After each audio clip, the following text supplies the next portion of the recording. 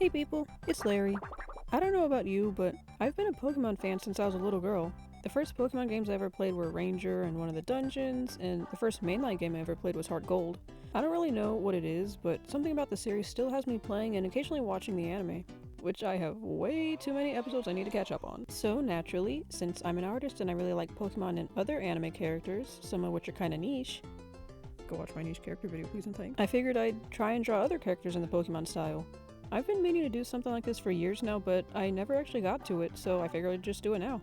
And just so you know, I would have had 3 characters in this video, but I kind of procrastinated and played way too much EDF instead of drawing, and I only got 2 done in time for this post, so oopsies.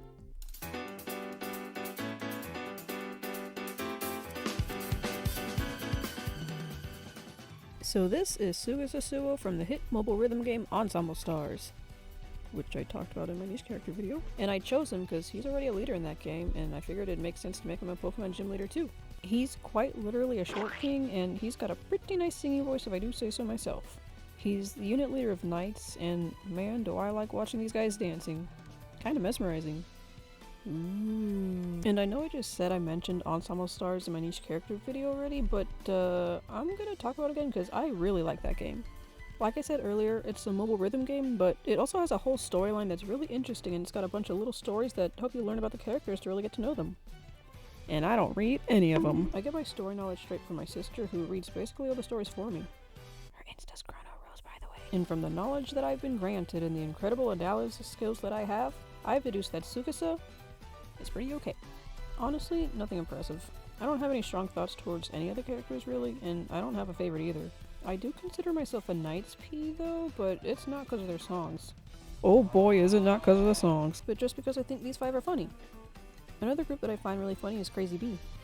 There was a comment I saw somewhere that kinda summed it up, but it was basically like, one of these guys is a runaway monarch, one's dad is probably a cannibal, one is a trained assassin, and one is currently committing identity fraud. Just a silly little idle game, guys. Haha, yeah. And I'm not kidding about those descriptions either.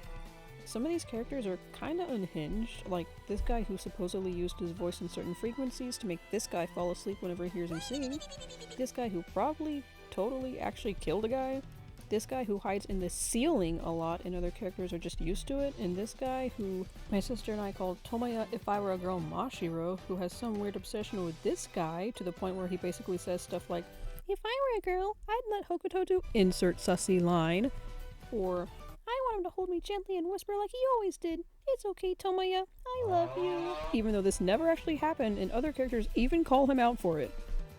You should totally play this game, guys. It's a funny, silly, goofy little idle game. But personally, I think this game really shines with its MVs and beat maps.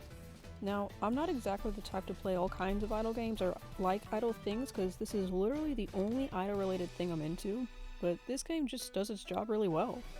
I've seen and tried out other idle-like games, and absolutely no hate to them, but Ensemble Stars, in my opinion, just kinda blows them out of the park.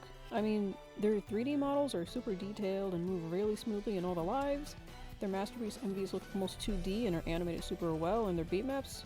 Oh man. These beat maps are the main reason I got super hooked on this game.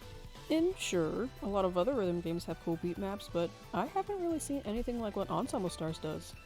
Or maybe I just haven't played enough rhythm games. Let me give you an example of what I mean with their special maps in particular. Firstly, the special beat maps aren't just add more notes to make it harder, even though that's what it definitely is sometimes, but I like to consider them as smart beat maps. I'll use rabbits as my first example. This is a unit based on rabbits. Who would have guessed? And what do rabbits do? They go boing boing. And what does a special beat map do in response to this? It go boing boing too. It isn't anything revolutionary, but the beat map itself is telling you what unit this song is from without you needing to actually hear the music. And I think that's pretty cool because it gives the beat map its own personality. Now, this doesn't necessarily apply to all songs and all units, but it happens more than enough for me to even notice these kinds of things. A lot, if not all of the other units have their own unique beat map gimmicks too. Another example is with the song Sweet Sweet White Song. So, the characters in this song aren't actually in the same unit. This is just one of many shuffle units that the game has. And the beat map? I personally think it takes attributes from most of the units that they're from. This guy's unit usually has just difficult songs. This guy's unit has some kind of trill looking note, and I noticed that they just use sliding notes a lot. This guy's from the Boing Boing unit, and this guy's one of the magic mans. And would you look at that?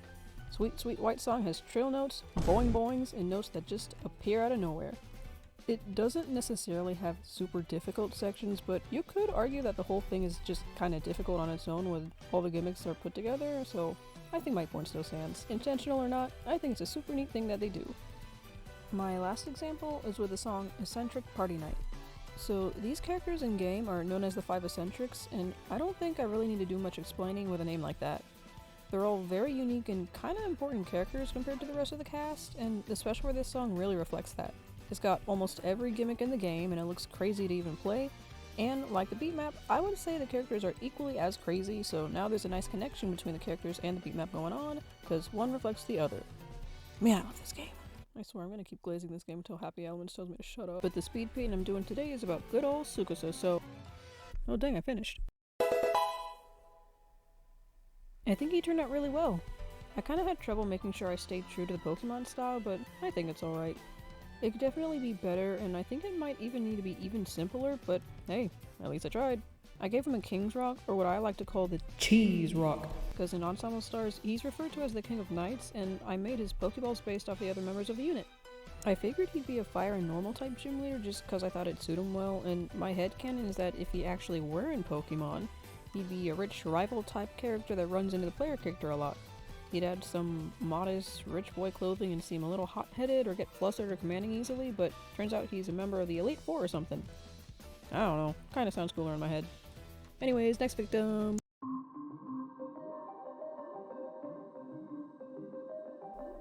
I'm just gonna be honest with you guys, this part ain't gonna be nearly as long as the first section. So Dandadan is a pretty cool series in my opinion.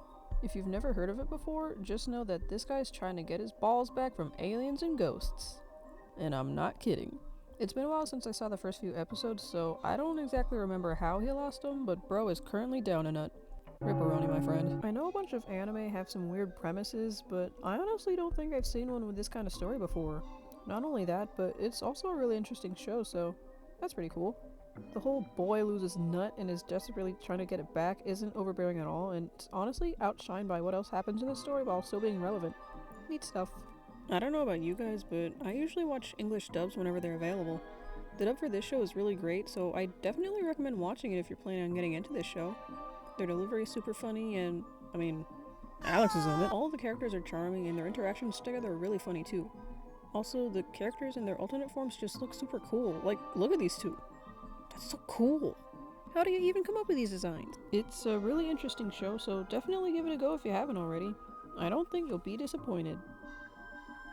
Remember how I said this section wouldn't be as long as the first one? Yeah, I'm already finished. I had a really hard time with Ogrewoon, so let me know if it looks alright. The longer I drew him, the less I could tell if I stayed on brand with the Pokemon style, but aside from that, I think it looks pretty good. I was gonna have a different and more dynamic pose originally, but I am really bad at those poses right now, and I didn't want to ruin this picture trying to learn it, so I'll just save that kind of practice for another day. I feel like Ogrewoon would be a ghost and fighting type gym leader. Ghost because it seems obvious, and fighting because...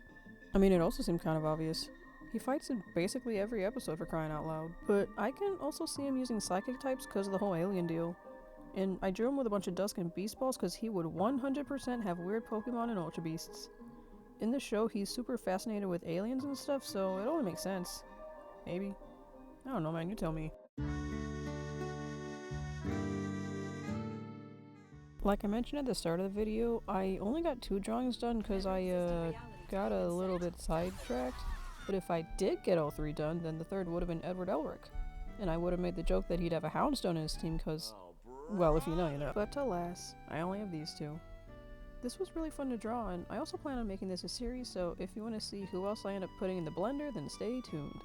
It won't be my next video, but it'll for sure happen in the future.